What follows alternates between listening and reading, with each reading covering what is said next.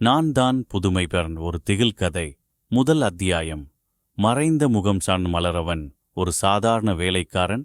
சென்னையில் வசிக்கும் அவன் காலை எழுந்ததும் நிழற்கண்ணாடியில் பார்த்தபோது அவனது உயிரே நடுங்கியது. இது யாருடைய முகம்?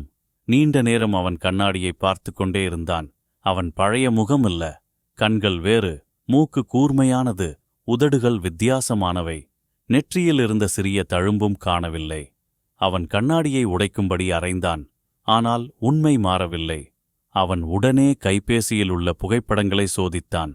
அனைத்திலும் அவன் பழைய முகத்தில்தான் இருந்தான். இது என்ன செயற்கை தோற்றமா, கனவா? அவன் நேரடியாக போலீசில் போய் புகார் அளிக்க முடிவு செய்தான். ஆனால் ஒரு பெரிய பிரச்சனை இருந்தது.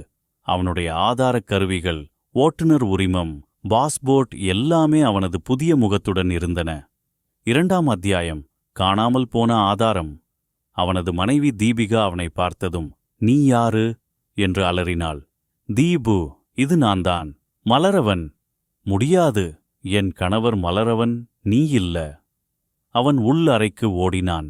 வீட்டில் எங்கும் அவனுடைய புகைப்படங்கள் இருந்தன. ஆனால் அவற்றில் அவனது பழைய முகமில்லை. அனைவரும் அவனுடைய முகத்தை மாறிவிட்டதாக சொல்கிறார்கள். "நீயே யார் என்று சொல்ல முடியுமா?" அவன் சொந்தமான எதையும் நிரூபிக்க முடியவில்லை. அலுவலகத்திற்குச் சென்றபோது அங்கேயும் அவனை யாரும் அடையாளம் காணவில்லை. அவனது டெஸ்க் வேறு ஒருவரிடம் ஒப்படைக்கப்பட்டிருந்தது. 3ஆம் அத்தியாயம். மறைமுக நிஜம். ஏதோ பயங்கரமான ஒன்று நடந்து கொண்டிருக்கிறது. அவன் ஒரு மருத்துவமனைக்கு சென்று DNA பரிசோதனை செய்ய முடிவு செய்தான். ஆனால் பரிசோதனை முடிவில் வந்த தகவல் அவனை அதிர்ச்சியில் ஆழ்த்தியது. அவன் மனிதன் அல்ல. அவன் தோற்றம் மாறிவிட்டதல்ல. அவன் ஒரு கணினி நிர்வகிக்கக்கூடிய செயற்கை மனிதன். ஆனால் இதை யார் செய்தது? ஏன் செய்தது? அவன் உண்மையான மலரவனா? அல்லது அவன் எந்தோ ஒருவரால் உருவாக்கப்பட்ட ஒரு புதிய மனிதனா? நான் தான் புதுமை தொடரும்.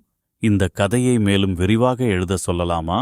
அல்லது நீங்களே விரும்பிய போல் மாற்றங்களுடன் தொடர விரும்புகிறீர்களா?